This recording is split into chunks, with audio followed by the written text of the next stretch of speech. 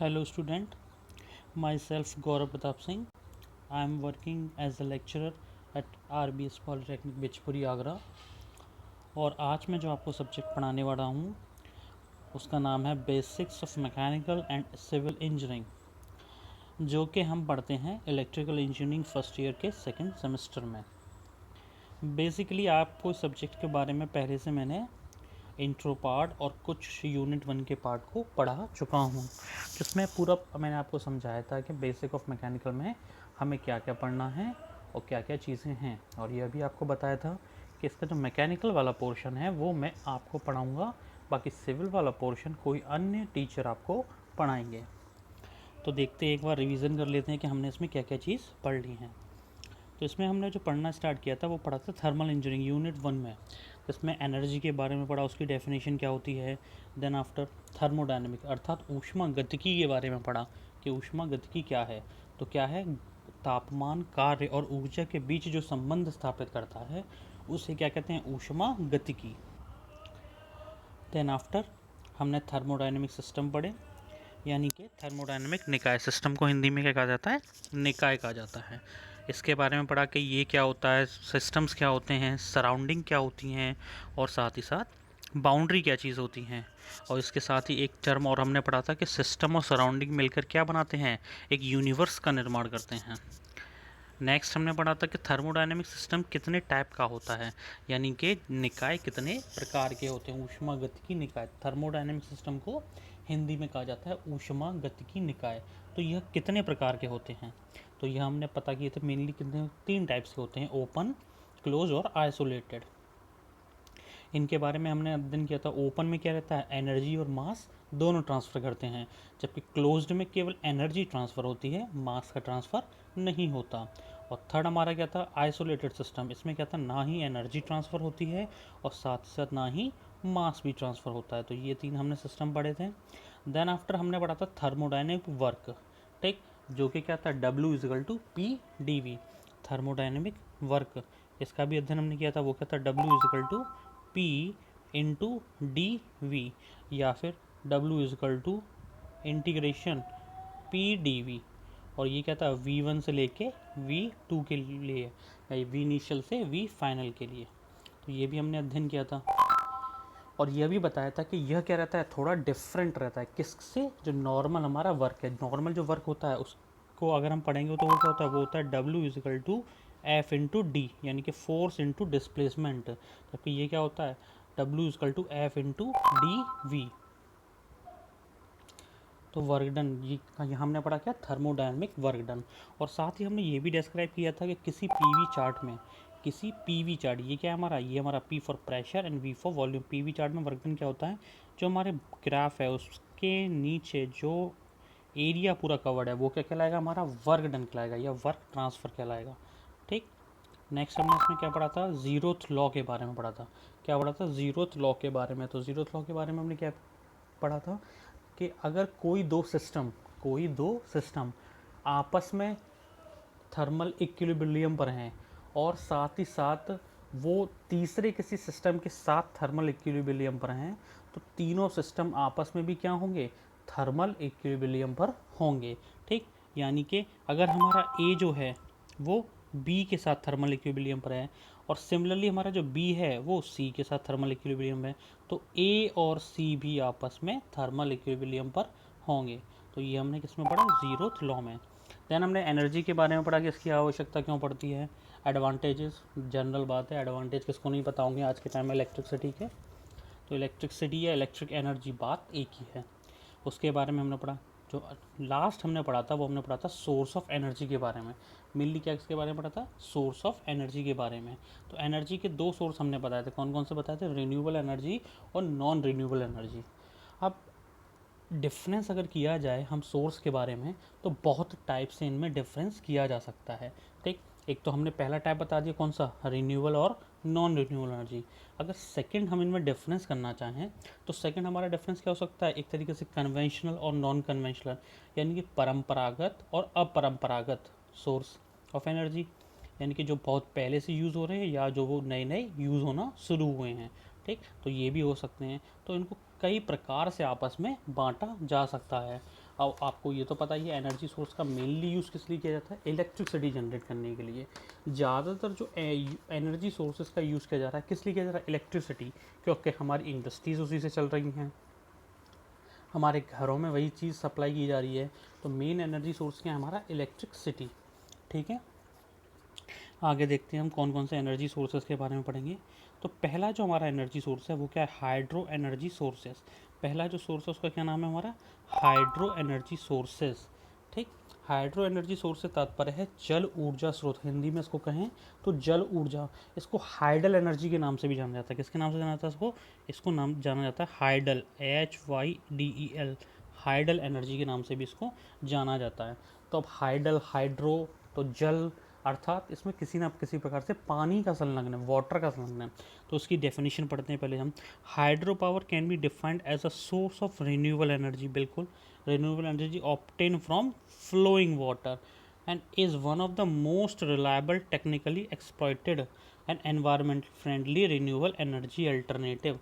यानी कि बेसिकली जो क्या है एनर्जी हमें पानी से प्राप्त हो, फ्लोइंग वाटर से, उसे क्या कहते हैं हम, हाइड्रो इलेक्ट्रिक एनर्जी कहते हैं। Hydro electricity energy is conversion of hydro power from the running water of electricity.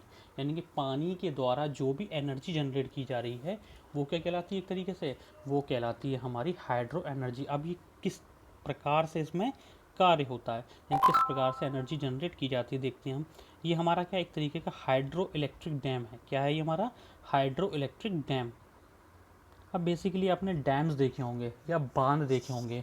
बांध का काम क्या रहता है, बांध का मेनली काम रहता है पानी को एक जगह पर एकत्रित करना। उन्हीं बांधों पर क्या है, हम हाइड्रो इलेक्ट्रिक प्लांट लगा लेते हैं। जैसे अगर कहीं भी देखे होंगे छोटे छोटे बांध भी होते हैं, काफ़ी जगह बड़े बांध भी, टिहरी डैम देखा होगा, भागड़ा डैम देखा होगा। ये सारे क्या इंडिया के काफ़ी बड़े बड़े डैम्स हैं। इधर नीचे उड़ीसा वगैरह में चले जाएँ तो वहाँ क्या रहते हैं हमारे, वहाँ हमारे हीराकुंड डैम है। ये सारे डैम्स क्या हैं, इनका मेन काम रहता है पानी को स्टोर करना। अब उस पानी को स्टोर करने के बाद उसको अदर सोर्सेज के ज़रिए यूज़ कर लिया जाता है, जैसे कहीं कहीं सिंचाई के रूप में, वाटर सप्लाई के रूप में, और साथ ही साथ एनर्जी सप्लाई के रूप में भी हम प्रयोग कर लेते हैं, जहाँ से क्या किया जाता है, एनर्जी जनरेट की जाती है। अब जनरेट किस तरीके से की जाती है, जो इलाके में पानी स्टोर किया जाता है उसको क्या नाम दिया जाता है, उसको नाम दिया जाता है रिजर्वायर। क्या नाम दिया जाता है उसको, रिजर्वायर। ये चीज़ क्या है हमारी, ये हमारी रिजर्वायर है जहाँ पर पूरी तरह से पानी एकत्रित किया जा रहा है। और ये हमारी क्या बांध की दीवार है, ये क्या हमारा डैम है, ये हमारा डैम है, बांध की दीवार है। तो बांध की दीवार से पानी को स्टोर किया गया। देन आफ्टर एक पेन स्ट्रोक टाइप का सेक्शन होता है। पेन स्ट्रोक मतलब एक छोटी सी नाली होती है। ठीक, अब ये कहने में छोटी नालियाँ हैं लेकिन वैसे काफ़ी बड़े साइज़ में होती हैं। और ये सब कनेक्टेड रहती है किसके साथ, हमारे टरबाइन के साथ। तो मेनली क्या है, तो हमारा टरबाइन दो, मेनली एनर्जी को अगर जनरल भाषा में कहा जाए तो दो प्रकार से ही जनरेट कर सकते हैं। अभी तक क्या है, मेनली दो ही मेथड जनरेट किए गए हैं इलेक्ट्रिसिटी जनरेट करने के लिए। अब दो मेथड कौन कौन से हैं, पहला जो मेथड है वो हमारा है टरबाइन मेथड। टरबाइन मेथड या इसको मैग्नेटिक फ्लक्स मेथड कह सकते हैं। क्या कह सकते हैं, टरबाइन मेथड या फिर साथ ही साथ मैग्नेटिक फ्लक्स मेथड भी कह सकते हैं। इस प्रोसेस में क्या होता है, हमारा टरबाइन को चलाया जाता है किसी ना किसी प्रकार से। अब उसको चलाने के सोर्सेस कई टाइप्स के हो सकते हैं, जैसे विंड के द्वारा चला लिया, वाटर के द्वारा चला लिया, स्टीम के द्वारा चला लिया। तो बहुत सारे क्या हैं, अलग अलग सोर्स हैं। चलाया क्या जाता है, टरबाइन को ही चलाया जाता है। टरबाइन कनेक्टेड रहती है किसके साथ, हमारे जनरेटर के साथ। मेन जो इलेक्ट्रिसिटी जनरेशन का काम है वो किसका काम है, वो काम है जनरेटर का, जहाँ मैग्नेटिक फ्लक्स जनरेट होता है। क्या होता है, मैग्नेटिक फ्लक्स जनरेट होता है। तो टरबाइन क्या करती है, हमारे जनरेटर को घुमाना शुरू कर देती है। अब आप अगर जो जनरल भाषा में देखें तो हमारे घरों में जो जनरेटर्स यूज़ होते हैं, ठीक, उसमें भी क्या होता है, उसको रोटेट कराया जाता है, यानी कि घुमाया जाता है, चलाया जाता है किसके द्वारा, फॉसिल फ्यूल यानी कि डीजल या पेट्रोल के द्वारा। उसी प्रकार क्या रहता है, टरबाइन भी जनरेटर को चलाता है। तो जैसे ही जनरेटर घूमना शुरू होता है, एक सिचुएशन के बाद ऑटोमेटिकली वो इलेक्ट्रिसिटी जनरेट करना शुरू कर देता है। तो यही सारे मेथड्स हैं जो मेनली यूज़ होते हैं किसके लिए, पावर जनरेशन के लिए। और जो सेकंड हमारा मेथड है वो है फोटोसिंथेसिस मेथड। वो क्या है हमारा, फोटोसिंथेसिस मेथड, जो कि मेनली यूज़ किया जाता है कि इसमें सोलर पावर सेक्शन में। कहाँ यूज़ होता है, सोलर पावर सेक्शन में। जब सूरज की किरणें उस पर गिरती हैं तो देन आफ्टर क्या फोटोसिंथेसिस प्रोसेस के जरिए वो क्या करता है, इलेक्ट्रिसिटी जनरेट करना शुरू कर देता है। ठीक, तो मेनली क्या है, हमारे पास अभी तक केवल 2 ही पावर जनरेशन के सोर्स हैं। कौन कौन से बताया आपको? पहला बताया टरबाइन मेथड और दूसरा बताया फोटोसिंथेसिस मेथड। ठीक, तो यहाँ हम किसके बारे में पढ़ रहे हैं? यहाँ हम हाइड्रो इलेक्ट्रिक डैम के बारे में पढ़ रहे हैं, हाइड्रो इलेक्ट्रिसिटी के बारे में। तो इसमें कौन सा मेथड यूज़ होता है? इसमें यूज़ होता है टरबाइन मेथड। ठीक, अब देखिए जैसे फिगर में देखें तो ये क्या है, हमारा रिजर्वायर का सेक्शन है। यहाँ से इनटेक मतलब यहाँ से पानी जाने के लिए एक रास्ता बनाया गया है पेनस्टॉक के जरिए, जो किस पर लग रहा है? टरबाइन पर गिर रहा है, टरबाइन पर गिर रहा है। जैसे टरबाइन के ब्लेड्स पर गिरता है, टरबाइन के ब्लेड्स घूमना शुरू कर देते हैं और ये बहुत तेज़ घूमना शुरू कर देते हैं और कनेक्टेड रहते हैं किसके साथ? हमारे जनरेटर के साथ। जनरेटर क्या करता है, जैसे ही घूमना शुरू होता है उसमें ऑटोमेटिक मैग्नेटिक फ्लक्स जनरेट हो जाता है और वही मैग्नेटिक फ्लक्स इलेक्ट्रिसिटी सप्लाई करता रहता है, जो वायर के द्वारा ग्रिड या जहाँ भी हमें सप्लाई करनी है सप्लाई करते रहते हैं। और जो भी पानी टरबाइन पे गिरा था वो आगे फ्लो करते हुए जो हमारी रिवर आगे से या कैनाल बनाई गई हैं उनमें फ्लो करा दिया जाता है। तो यही क्या था, हमारा मेथड था किसका? हाइड्रो इलेक्ट्रिसिटी जनरेट करने का। अब मेनली इंडिया में हाइड्रो इलेक्ट्रिसिटी जनरेट करने के क्या है, पावर प्लांट्स हैं। अब जो सबसे बड़े पावर प्लांट हैं, मेनली कितने? 5 पावर प्लांट हैं। पहला जो हमारा पावर प्लांट है वो क्या है? Tehri hydro power complex. यहाँ पर 2400 मेगावाट एनर्जी जनरेट की जाती है। कितनी जनरेट की जाती है? 2400 मेगावाट। ठीक, 1 मेगावाट में होते हैं कितने? 10⁻6 वाट। कितना होता है? 10⁻6 वाट के, यानी कि कितनी यूज़ हो रही है? 2400 मेगावाट। सेकंड क्या है? कोयना हाइड्रो पावर प्लांट है, ये 1960 मेगावाट। श्रीशैलम ये सबसे पुराना डैम है जो कहाँ है? साउथ में, 60-70 मेगावाट। ठीक, नाथपा झकरी सरदार सरोवर, ये लेटेस्ट आपने नाम सुना होगा गुजरात में, सरदार सरोवर डैम या सरदार सरोवर जी की सरदार वल्लभ भाई पटेल की जो नर्मदा रिवर पर स्टैचू बनाया, स्टैचू ऑफ यूनिटी, वहीं पर क्या है? ये हमारा सरदार सरोवर डैम है। ठीक, तो ये कहते हैं हमारे कुछ पावर प्लांट्स थे या कुछ हाइड्रो इलेक्ट्रिसिटी पावर जनरेशन थे जहाँ पर क्या है, इसका पावर जनरेट की जाती है। ठीक, अब नेक्स्ट जो हमारी इलेक्ट्रिसिटी जनरेट करने के लिए मेथड है या सोर्स ऑफ एनर्जी, वो क्या है? हमारी टाइडल एनर्जी। टाइडल एनर्जी अगर हिंदी में इसको नाम लिया जाए तो हिंदी में क्या कहते हैं इसको? ज्वार ऊर्जा। क्या कहा जाता है इसको? ज्वार ऊर्जा या टाइडल एनर्जी, ज्वार ऊर्जा या टाइडल एनर्जी। तो इसके बारे में हम पढ़ेंगे। तो tidal energy is the form of hydro power that converts energy obtained from tides into useful forms of power such as electricity। यानी कि टाइडल एनर्जी भी क्या है? एक तरीके की हाइड्रो पावर है, यानी कि पानी द्वारा ही प्राप्त की जाने वाली ऊर्जा है। ठीक, जिसको किस में कन्वर्ट कर लिया जाता है? इलेक्ट्रिसिटी में कन्वर्ट कर लिया जाता है। Tides are created by gravitational effect of the moon and sun. बिल्कुल, आपने देखा होगा समुद्र में 2 चीज़ें आती हैं, ज्वार और भाटा। ठीक, तो ये किसकी वजह से आते हैं? ये मेनली आते हैं ग्रेविशनल फोर्स मून और सन की वजह से, यानी कि सूरज और चांद के कारण जो इफेक्ट जनरेट होते हैं, ग्रेविटेशनल इफेक्ट, यानी कि जो गुरुत्वाकर्षणीय बल उत्पन्न होते हैं पृथ्वी के साथ, उसके कारण क्या होते हैं? समुद्र में ज्वार और भाटा आता है। उसी ज्वार और भाटा का प्रयोग करते हुए हम क्या करते हैं? इलेक्ट्रिसिटी जनरेट करते हैं। अब ज्वार भाटा आने से क्या है? ज्वार में पानी का लेवल ऑटोमेटिक बढ़ने लगता है और भाटा में पानी का लेवल घटने लगता है। तो उसी में क्या करते हैं हम? अपने सिस्टम्स लगा के या टरबाइंस लगा के क्या किया जाता है? हाइड्रो पावर जनरेट कर ली जाती है, जिसे इलेक्ट्रिसिटी में कन्वर्ट कर लिया जाता है। ठीक, तो आगे देखें हिंदी में, ज्वारीय जल विद्युत ऊर्जा का एक रूप है। ज्वार से ऊर्जा बिजली के उपयोग में की जाती है। बिल्कुल सही। ठीक, अब आगे देखिए इसमें क्या, इंडिया में जो मेनली क्या हो रहा है, यूज़ की जा रही है, वो क्या इंडियन गवर्नमेंट के हिसाब से अभी तक 8000 मेगावाट टाइडल एनर्जी जनरेट की जा रही है। सबसे ज़्यादा कहाँ की जाती है? 7000 मेगावाट गल्फ ऑफ कॉम्बे इन गुजरात, यानी कि जो गुजरात है वहाँ पे क्या है? गल्फ ऑफ कैम्बे है, यानी कि कच्छ की जो खाड़ियाँ हैं उसके पास जो गर्त हैं, उसके कच्छ के गर्त, वहाँ क्या किया जाता है? 7000 मेगावाट अभी तक इलेक्ट्रिसिटी जनरेट की जा रही है। और 1200 कहाँ की जाता है? गल्फ ऑफ कच्छ, यानी कि कैम्बे और कच्छ के बीच क्या की जाती है? 7000 और 1200 मेगावाट एनर्जी यूज़ की जा रही है। ठीक, और साथ ही साथ वेस्ट बंगाल के सुंदरबंस में भी क्या कर रहे हैं हम? इलेक्ट्रिसिटी टाइडल एनर्जी जनरेट कर रही हैं। ठीक, जो क्या है एक तरीके से गैंगटिक डेल्टा है, यानी कि डेल्टा जहाँ पर बना रही है गंगा, वहाँ भी क्या होते हैं, ज्वार भाटा आते हैं। ठीक, अब देखिए इसमें मेनली ये जनरेट किस तरीके से की जा रही है एनर्जी, ये हम देखते हैं। तो फिगर में आप देखिए ये क्या पूरा सिस्टम हम लगा देते हैं किसमें, समुद्र के अंदर। कहाँ लगाया जाता है ये सारा सिस्टम, समुद्र के अंदर। अब ये सिस्टम कार्य किस तरीके से करता है, तो समुद्र के अंदर क्या है, हमारी टरबाइंस लगी रहती हैं। क्या लगी रहती हैं, हमारी टरबाइंस लगी रहती हैं। देखिए ये सब क्या दिख रही हैं आपको, टरबाइन ब्लेड्स लगे हुए हैं और साथ ही साथ टरबाइंस लगी हुई हैं। ठीक है, तो टरबाइन क्या करती हैं, एक रोटेट होना शुरू कर देती हैं। क्या होती हैं, रोटेट होना शुरू होती हैं। और ये क्या होती है, दूसरे टाइप की टरबाइन जिसमें छोटे ब्लेड्स लगे हैं, छोटे ब्लेड्स लगे हैं। और इनमें ब्लेड्स में साथ में क्या लगी हुई है, फिन्स लगी हैं। फिन्स क्या कहते हैं, एक जाली का सेक्शन। क्या कहते हैं, जाली का सेक्शन को क्या कहा जाता है, फिन्स कहा जाता है। तो देखिए यहाँ ये ब्लेड्स लगे हुए हैं, ये ब्लेड्स लगे हुए हैं, ये सब क्या है, हमारी टरबाइंस हैं। ये सब क्या है, हमारी टरबाइंस है। ये सब किसके द्वारा कनेक्टेड है, एक जनरेटर के सेक्शंस के द्वारा। किसके द्वारा कनेक्टेड है, जनरेटर का। टरबाइन का मेन काम क्या है, जनरेटर को रोटेट कराना, यानी कि मैकेनिकल एनर्जी को ट्रांसफ़र करना।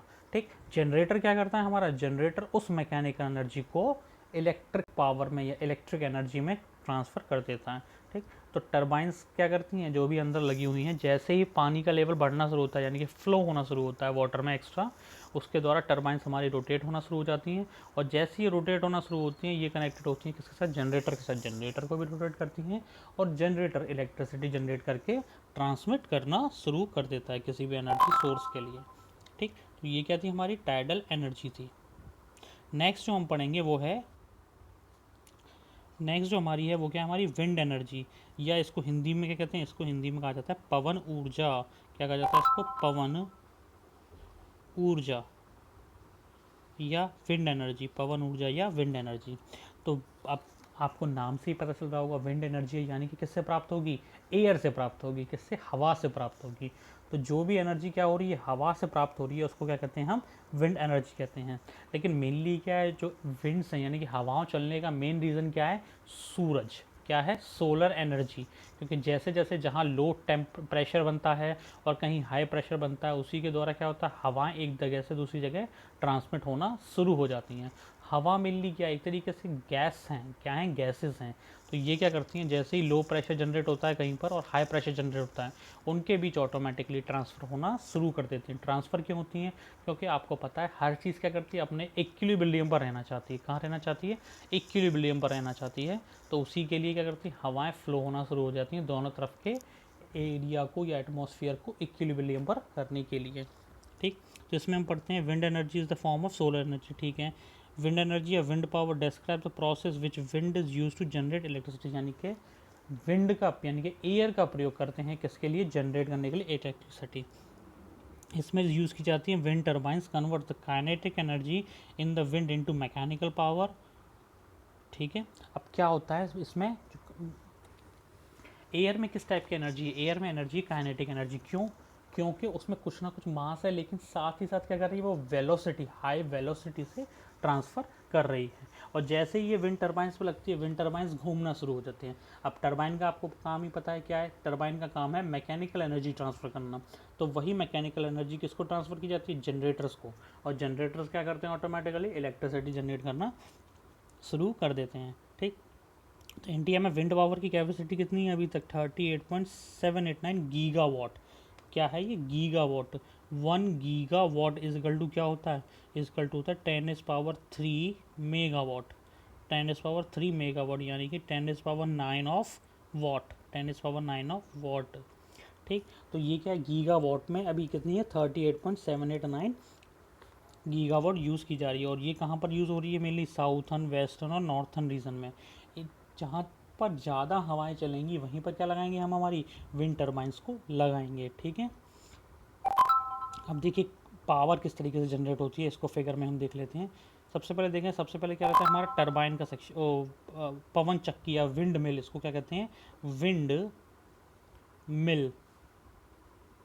इसका नाम क्या होता है, विंड मिल, जिसके द्वारा इलेक्ट्रिसिटी जनरेट की जाती है। विंड मिल में क्या होते हैं, ये हमारे ब्लेड्स लगे होते हैं। क्या होते हैं, ब्लेड्स लगे होते हैं। ठीक, ये हब के द्वारा कनेक्टेड रहते हैं पिच सिस्टम पर। किस पर कनेक्टेड रहते हैं, पिच सिस्टम पर। इसके पीछे वाले सेक्शन में, जो कि आपको छोटा दिख रहा है लेकिन ये बहुत बड़ा होता है, जब आप लाइव देखेंगे जब आप मेनली क्या लाइव देखेंगे किसी टरबाइन को, तब आप देखेंगे इसमें कि कितना बड़ा सेक्शन, लाइव देखेंगे तब आप देखेंगे कि कितना बड़ा सेक्शन होता है। इसके पीछे वाले सेक्शंस में क्या रहती हैं, पीछे वाले सेक्शंस में हमारा आगे का तो सेक्शन ब्लेड वाला सेक्शन क्या होगा, ये हमारा टरबाइन का सेक्शन हो गया। क्या होगा, टरबाइन।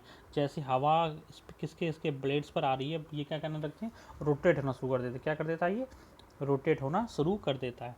ठीक, पीछे वाले सेक्शन में क्या होता है, हमारा जनरेटर बॉक्स होता है। क्या होता है, जनरेटर बॉक्स। जनरेटर बॉक्स क्या होता है, उसमें छोटे छोटे बहुत सारी चीज़ें लगी होंगी, कन्वर्टर्स होंगे, ये सारी चीज़ें होंगी। जनरेटर क्या करता है, इलेक्ट्रिसिटी जनरेट करता है। यही इलेक्ट्रिसिटी ट्रांसफार्मर के जरिए इलेक्ट्रिक लाइन को ट्रांसफ़र कर दी जाती है, और जिसके पर्पज़ कहाँ भी कर लेते हैं, इंडस्ट्री के साथ साथ होम पर्पज़ में यूज़ कर लेते हैं। तो मेनली क्या, जो हमारी विंड है उसको क्या कर रही है, ये इलेक्ट्रिसिटी में जनरेट कर रही है। इसको किस लिए क्या नाम दे दिया हमने, इसको नाम दे दिया हमने विंड एनर्जी। ठीक, अब नेक्स्ट क्या है, नेक्स्ट है हमारा सोलर एनर्जी। नेक्स्ट क्या है हमारा सोलर एनर्जी, जिसके बारे में आपने देखा होगा सबसे ज़्यादा आजकल यूज़ होना शुरू हुआ है सोलर पावर्स का। ठीक, अभी तक जितने हमने मेथड पढ़े वो सब क्या थे हमारे, वो सब थे हमारे टरबाइन मेथड। क्या थे हमारे, टरबाइन मेथड। अब ये क्या है हमारा सोलर एनर्जी। तो ये किस पर काम करता है, ये काम करता है फोटोसिंथेसिस मेथड पर। किस पर, फोटोसिंथेसिस मेथड पर, या फोटोवोल्टेइक मेथड पर। दूसरा नाम भी कह सकते हैं उसको, फोटोवोल्टेइक मेथड पर। ठीक है, तो अब इसमें देखते हैं हम क्या क्या काम किस तरीके से होता है। तो सोलर एनर्जी क्या है, अब पढ़ते हैं definition. Solar energy is a radiant light. Solar energy is a radiant light and heat from the sun that is harnessed using a range of ever evolving technologies such as solar heating, photovoltaic, solar thermal energy, solar architecture, molten salt power plants and artificial photosynthesis। यानी कि ऊष्मा जिसका use किया सौर ताप, photovoltaic सौर तापीय ऊर्जा आदि में किया जा सकता है। यानी कि सूरज से जो एनर्जी हमें प्राप्त हो रही है किसके रूप में, प्रकाश के रूप में। अब जो हमें प्रकाश के रूप में एनर्जी प्राप्त हो रही है, इसमें क्या है, कुछ ना कुछ हीट है। क्या है, इसमें हीट है। तो जैसे ही हमारे सोलर पैनल्स, मेनली क्या यूज़ किए जाते हैं, सोलर पैनल्स। ठीक, जिस पर क्या है, जैसे ही ये सोलर प्रकाश पड़ना शुरू होता है, वो क्या होने लगते हैं, धीरे धीरे फोटोवोल्टेइक इफेक्ट के कारण या फोटोसिंथेसिस इफेक्ट के कारण ऊष्मा उत्पन्न करने लगते हैं, हीट उत्पन्न करने लगते हैं। उसी हीट उत्पन्न होने के साथ साथ क्या होती है, हमारी इलेक्ट्रिसिटी जनरेट होना शुरू हो जाती है। ठीक, तो इंडिया में अभी तक क्या है, जो रिपोर्ट आई है उसके हिसाब से अभी तक मेनली क्या 40 गीगावाट की कैपेसिटी के साथ क्या यूज़ हो रहे हैं, रूफटॉप सोलर जनरेट हो रहे हैं। ठीक है, यानी कि इंडिया में इस टाइम क्या सेकंड पे, अभी हमने लेटेस्ट एक रिपोर्ट देखी होगी, तो सोलर एनर्जी जनरेट करने में इंडिया का कौन सा नाम है, इंडिया का सेकंड नंबर है, सेकंड नंबर है।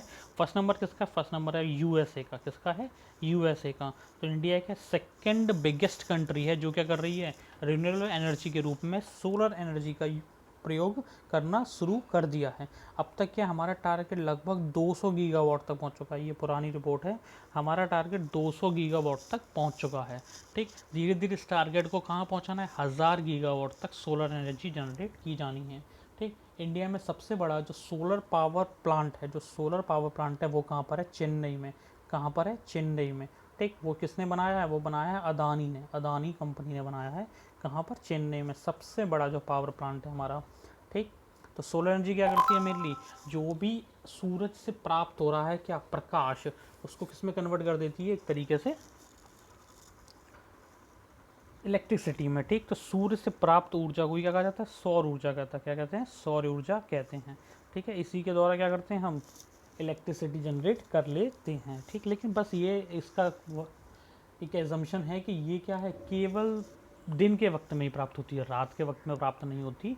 इसलिए क्या किया जाता है, इसको स्टोर कर लिया जाता है। क्या कर लिया जाता है, इसको स्टोर कर लिया जाता है। ठीक, तो सोलर एनर्जी किस तरीके से जनरेट होती है देखते हैं हम। क्या लगे होते हैं, हमारे सोलर रूफटॉप्स लगे होते हैं या सोलर पैनल्स लगे होते हैं। ये क्या करते हैं, इसमें छोटे छोटे सोलर सेल्स लगे होते हैं। क्या लगे होते हैं, सोलर सेल लगे होते हैं। ठीक, जो किसके बने होते हैं, मेनली जिरकोनियम के बने होते हैं। किसके बने होते हैं, जिरकोनियम के बने होते हैं। ठीक है, जैसे इन पर हीट आती है प्रकाश के रूप में, ये क्या करते हैं, इलेक्ट्रिसिटी जनरेट कर देते हैं। तो इलेक्ट्रिसिटी जनरेट होती है, जो क्या बैटरीज को भी सप्लाई होती रहती है, और इन्वर्टर क्या है साथ साथ उसको ट्रांसफ़र भी करते रहते हैं। क्या करते रहते हैं, उसको ट्रांसफ़र भी करते रहते हैं, जनरेटर उसको या अदर लोड अप्लायंसेस को। ठीक है, तो सोलर एनर्जी का यूज़ किस लिए किया जा रहा है, ये भी इलेक्ट्रिसिटी जनरेट करने के लिए किया जा रहा है। और किसके द्वारा जनरेट होती है, ये ये जनरेट की जाती है सूरज के द्वारा, सौर प्रकाश के द्वारा। अब नेक्स्ट जो आपका है वो क्या है, बायोमास एनर्जी। क्या है नेक्स्ट आपका, बायोमास एनर्जी। ठीक है, तो बायोमास एनर्जी क्या है, एक तरीके की, अगर इसको हिंदी में कहें तो उसका नाम क्या है, जैव द्रव्य ऊर्जा। क्या है इसका नाम, जैव द्रव्य ऊर्जा, बायोमास एनर्जी। ठीक, तो बायोमास एनर्जी में क्या है, ये एनर्जी जनरेट की जाती है किसके द्वारा, जो भी लिविंग थिंग्स हैं, लिविंग ऑर्गेनिज्म है, जैसे पेड़ पौधे, ये सब क्या एक टाइम के बाद डिग्रेड होना शुरू हो देते हैं। क्या कर देते हैं, डिग्रेड होना शुरू कर देते हैं। ठीक, तो डिग्रेड होना शुरू कर देते हैं, तो इसके उपरांत जो एनर्जी प्राप्त की जाती है वही क्या कहलाती है, हमारी बायोमास एनर्जी कहलाती है। या आपने देखा होगा बायोगैस प्लांट्स, ठीक, वहाँ से क्या जनरेट की जाती है, गैस जनरेट की जाती है। उस गैस के द्वारा क्या है, ये भी क्या सिमिलरली एक टरबाइन मेथड है। क्या है ये, टरबाइन मेथड। यहाँ भी क्या कर रहे हैं हम, बायोमास एनर्जी के द्वारा बायोगैस जनरेट कर रहे हैं। क्या जनरेट कर रहे हैं, बायोगैस। अब देखें इसको पढ़ते हैं, क्या है इसकी डेफिनेशन। तो इसकी डेफिनेशन है, biomass energy is energy generated और produced by living and once living organism, यानी कि लिविंग ऑर्गेनिज्म के द्वारा जनरेट की जाती है। Common biomass method use for plants such as corn, soy, ठीक, ये इन सब का प्रयोग किया जाता है। ठीक, किसका, कॉर्न वगैरह का, जो कि क्या है, मक्का वगैरह, इनको डिग्रेड करके क्या किया जाता है, एनर्जी जनरेट की जाती है। ठीक, तो इंडिया में क्या अभी इसका ज़्यादा इतना प्रयोग नहीं किया जा रहा है, लगभग 5 गीगावाट के समथिंग कैपेसिटी के साथ इसका प्रयोग किया जाता है। ठीक है, अब देखिए ये एनर्जी जनरेट किस प्रकार से होती है। तो देखिए मेनली क्या होता है, एक हमारा सेक्शन रहता है, कौन सा सेक्शन रहता है, बायोगैस प्लांट का सेक्शन। वहाँ क्या किया जा रहा है, वुड वगैरह या इन सबको स्टोर किया जाता है। क्या स्टोर किया जाता है, तो मेनली क्या है, इसमें 2 मेथड्स हैं। क्या है हमारे, 2 मेथड्स। अब 2 मेथड्स कैसे हैं, एक तो क्या है, बायोमास गैसिफिकेशन किया जा रहा है, यानी कि यहाँ के द्वारा बायोगैस जनरेट की जा रही है। ठीक, बहुत टाइम तक क्या करते हैं, हम इसको स्टोर कर देते हैं और डिग्रेड होने देते हैं, ऑटोमेटिकली डिग्रेड होने देते हैं।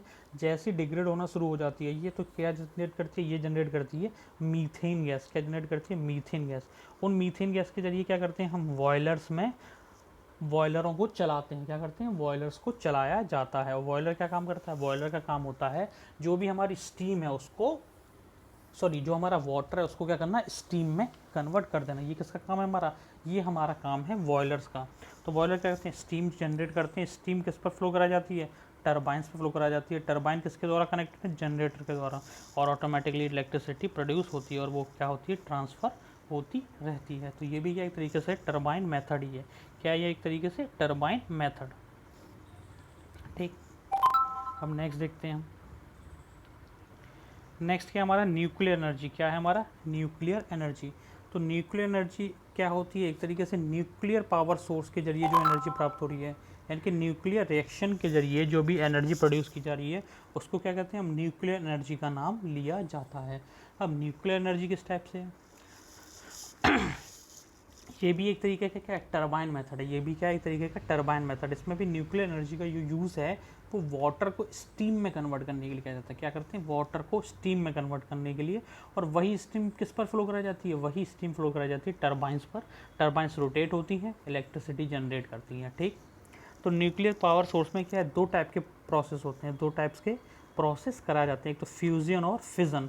कौन कौन से, फ्यूजन और फिजन। मेनली क्या है, 2 टाइप्स के प्रोसेस होते हैं, फ्यूजन और न्यूक्लियर फिजन रिएक्शन। इसके द्वारा क्या किया जाता है, इलेक्ट्रिसिटी को जनरेट किया जाता है। इंडिया में मेनली क्या 22 अभी ऑपरेटिंग न्यूक्लियर रिएक्टर्स हैं जिनकी कैपेसिटी कितनी है, 6780 मेगावाट। और इसमें फ्यूल के रूप में क्या यूज़ करते हैं हम, न्यूक्लियर्स यूज़ करते हैं, मतलब परमाणु ऊर्जा का प्रयोग करते हैं एज अ फ्यूल। परमाणु ऊर्जा के रूप में क्या कहते हैं, यूरेनियम का प्रयोग किया जाता है। किसका प्रयोग किया जाता है, यूरेनियम। और इसमें मैक्सिमम जो यूज़ किया जाता है, ये किया जाता है यूरेनियम 235 या फिर 238 का हम प्रयोग करते हैं, यूरेनियम का।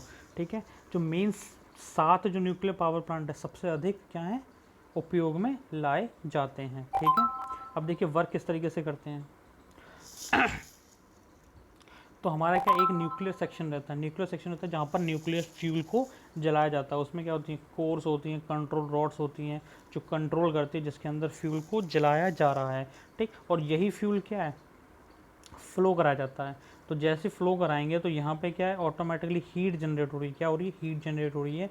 और जो हमारा पावर वाटर है वो क्या होता है, स्टीम में कन्वर्ट हो जाता है। किस में कन्वर्ट हो जाता है, स्टीम में। यही स्टीम कहाँ फ्लो करा देते हैं, टरबाइन पर। कहाँ फ्लो करा देते हैं, टरबाइन पर। और टरबाइन किसके साथ कनेक्ट होती है, इलेक्ट्रिक जनरेटर्स के साथ कनेक्ट होती है। किसके साथ कनेक्ट होती है, इलेक्ट्रिक जनरेटर्स के साथ। और वो क्या कर देती है, इलेक्ट्रिसिटी जनरेट करना शुरू कर देती है। और जो स्टीम है हमारी उसको फ्लो करा देते हैं कंडेंसर। कंडेंसर का काम क्या होता है, कंडेंस करना, संघनन करना, अर्थात जो भी गर्म चीज़ है उसको ठंडा कर देना। तो जैसे आपने देखा होगा यहाँ पर बड़े बड़े कूलिंग टावर्स होते हैं। क्या होते हैं, कूलिंग टावर्स, जिनमें से क्या रहती है, भाप निकलती रहती है। क्या रहती है, भाप निकलती रहती है। ठीक, तो वही क्या करते हैं, जो भी एक्स्ट्रा ऑफ स्टीम है उसको वाटर स्प्रे के जरिए क्या करते रहते हैं, दोबारा पानी में परिवर्तित करते रहते हैं। क्या करते रहते हैं, दोबारा पानी में परिवर्तित करते रहते हैं। ठीक, क्योंकि वाटर सोर्स का क्या दोबारा यूज़ करना है। वही कूल वाटर क्या है, दोबारा कंडेंसेशन में जाता है और वाटर पंप के जरिए न्यूक्लियर रिएक्टर में भेज दिया जाता है।